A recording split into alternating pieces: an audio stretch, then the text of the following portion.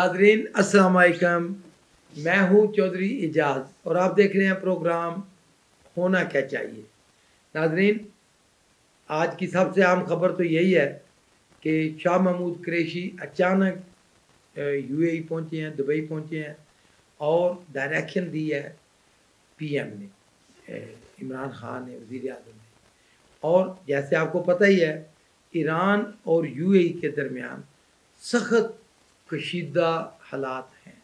Tension है और यहाँ तक सिचुएशन है कि ईरान ने तो ओपन धमकी दी है यूएई को कि अगर किसी ईरानी जर्नल के ऊपर, जिस तरह पहले हुआ है, ईरान के एक साइंटिस्ट के ऊपर हमला हुआ, 2 ईरान के एक उनके सीक्रेट के जर्नल थे, इससे पहले जनरल कासमी, और इससे पहले आपको पता है कि जिस तरह टारगेट किलिंग ईरानी जर्नल्स की और आम अहदेदारों की हुई है, तो ईरान ने डायरेक्ट यूएई को और ख़ासकर सऊदी अरब को इसका ज़िम्मेदार ठहराया है। और यूएई को तो ओपन धमकी दी थी ईरान ने कि अगर दोबारा इस तरह का कोई वाक़या हुआ तो हम यूएई पे हमला कर देंगे। नाज़रीन, इतनी कशीदा सूरत हाल, और फिर उसमें जो इंटेलिजेंस शेयरिंग हुई पाकिस्तान से, यूएई ने बहुत सारी जो खुफिया मालूमात है उसका तबादला किया और फिर पाकिस्तान का रोल आम से अहम तर हो गया। नाजरीन, आप देखें कि जिस तरह सऊदी अरब में हालात तेज़ी के साथ बदल रहे हैं, यूएई में हालात तेज़ी के साथ बदल रहे हैं, और जिस तरह आपने देखा होगा कि तुर्की के हालात भी इसी स्पीड के साथ बदल रहे हैं। तो तुर्की ने तो पाकिस्तान के साथ जो भी किया, लेकिन अपना उसने हालात दुरुस्त कर ले सऊदीया के साथ, और फिर उसने सऊदीया के साथ अपनी डील करके, और उसने आपको पता है कि जो इसराइल में टर्किश एम्बेसडर था उसको वापस भेज दिया है इसराइल में। दूसरे अल्फाज में कि उसने अपने तल्लुकात इसराइल के साथ दोबारा बहाल कर लिए हैं। आपको पता ही होगा कि सबसे पहला मुल्क गालिबन तुर्की था जिसने इसराइल के साथ, जिसके बाकायदा सफारती तल्लुकात थे, तुर्की का सफ़ीर उधर होता है और इसराइली सफ़ीर तुर्की में होता है।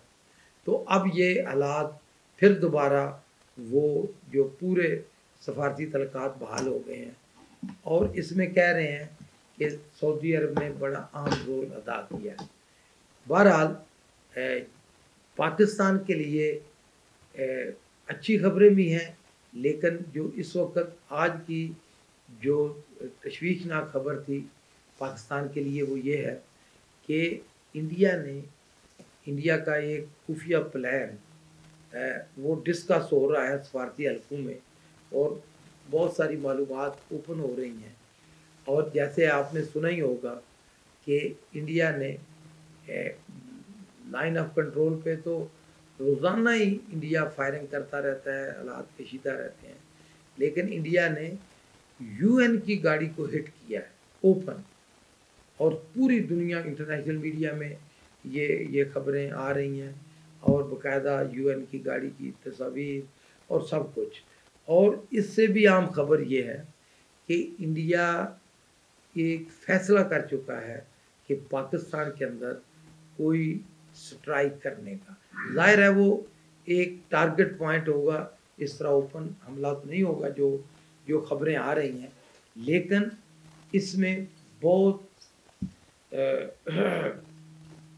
तशवीशनाक बात यह है कि दोनों ममालिक जो है वो एटमी हथियार रखते हैं, दोनों एटॉमिक पावर्स हैं, और कोई थोड़ी सी मिसअंडरस्टैंडिंग जैसे कि फरवरी में हुई थी, तो बिल्कुल यहाँ तक नौबत आ गई थी कि पाकिस्तान के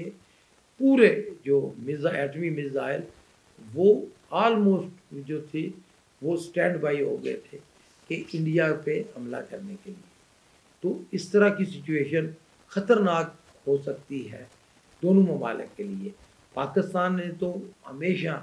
صبر و تحمل کا مظاہرہ کیا اور پاکستان اس وقت ان حالات میں جنگ چاہتا بھی نہیں،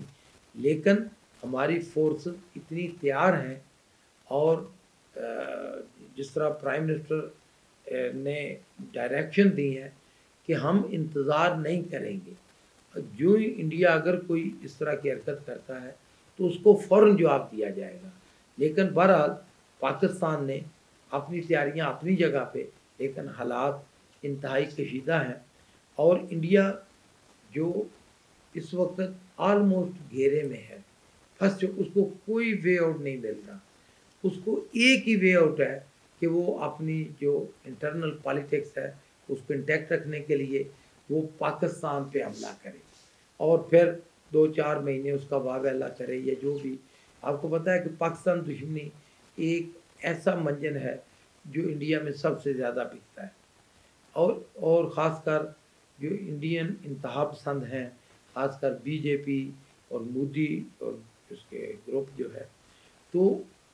کیونکہ چائنا نے انڈیا کو بالکل دبوچ لیا ہے اور چائنا نہ ہل پا رہا ہے. چائنا نے لیٹسٹ جو آپ کو پتہ ہے جنگی ہتھیار ہیں وہ بارڈر پہ اوپر پہنچا دیے ہیں. اور دوسری طرف انڈیا کا یہ حال ہے کہ ان کے جو انڈین فوجی ہیں ان کے پراپر کپڑے نہیں ہیں، اتنی سخت سردی میں پراپر یونیفارم نہیں جو ان حالات میں ضروری ہوتا ہے. اور دوسری طرف چائنا نے جدید ترین جو لباس تیار کیا ہے اور جو زیادہ وزن اٹھا سکتے ہیں چائنی فوجی وہ پہن کے. غرض کہ چائنا جو ہے اس نے انڈیا کی اتنی دوسرے الفاظ میں شکست تو انڈیا کو ہوئی ہے، انڈیا کی اتنی بےعزتی ہوئی ہے کہ انڈین فوج منہ دکھانے کے قابل نہیں رہی. انڈین افواج میں خودکشیاں تو پہلے ہی بہت زیادہ ہو رہی ہیں، لیکن جو بےعزتی چائنا سے ہوئی ہے انڈیا کی، انڈین آرمی کا اتنا مورال ڈاؤن ہے کہ ان کو کچھ سمجھ نہیں آ رہا کہ وہ کیا کریں. دوسری طرف افغانستان کے اندر پھنس گیا ہے انڈیا نے اتنی زیادہ انویسٹمنٹ کی، اتنی زیادہ امریکن کے کہنے کے اوپر اتنا زیادہ انوالو ہو گیا افغانستان کے اندر کہ اب ہم پاکستانی بھی یہ چاہتے ہیں کہ انڈیا افغانستان میں رہے، لیکن انڈین کہتے ہیں کہ جی امریکن افغانستان کے اندر رہیں. لیکن آپ کو پتہ ہے امریکن تو جا رہے ہیں، بالکل وہ 2-2.5 ہزار فوجی رہیں گے. تو اس لیے انڈیا وہ کہتے ہیں نا کہ دم دبا کے بھاگے گا، بھاگ چکا ہے افغانستان سے. اور پاکستان نے جو سفارتی سطح پہ جو زبردست موو کی ہے پوری دنیا اس کو اپریشیٹ کر رہی ہے. آپ نے دیکھا ہوگا کہ طالبان کا تو نہیں کہنا چاہیے، افغانستان کا ایک بہت ہی ہائی پاور وفد جو ہے تو اس نے عمران خان سے ملاقات کی ہے آج، پھر قطر میں ان کے مذاکرات قائم ہوئے ہیں. پھر امریکن اوپن پاکستان کو اپریشیٹ کر رہے ہیں کہ طالبان کے ساتھ مذاکرات کامیاب ہو ہی نہیں سکتے پاکستان کے بغیر. تو پاکستان ہر لحاظ پہ ہر محاذ کے اوپر آگے بڑھ رہا ہے. صرف جو اکنامی جو پاکستان کے اقتصادی حالات ہیں اس میں پاکستان اس میں بھی بڑی بہتری آ رہی ہے، لیکن اس میں آپ کو بھی پتہ ہے کہ کمزوریاں ہیں اور ان کمزوریوں کو زیادہ اجاگر کر رہی ہے پاکستان کی اپوزیشن. ہونا یہ چاہیے کہ اتنے کشیدہ حالات میں اللہ پاکستان کی اپوزیشن کو ہدایت دے کہ کرونا کی جو سیکنڈ ویو ہے یہ جان لیوا ہے. اور آپ کو پتہ ہے کہ کتنی پہلے 1,500-2,000 اموات ہوئی تھی پہلی ویو میں اور اب 9,000 سے زیادہ ہو چکی ہیں. آپ دیکھیں کہ کتنا خطرناک حالات ہیں اور ان حالات میں یہ جو سیاست کر رہے ہیں اپوزیشن کے یہ ملک دشمنی ہے اور عوام کی جانوں سے کھیلنے کے مترادف ہے. شکریہ.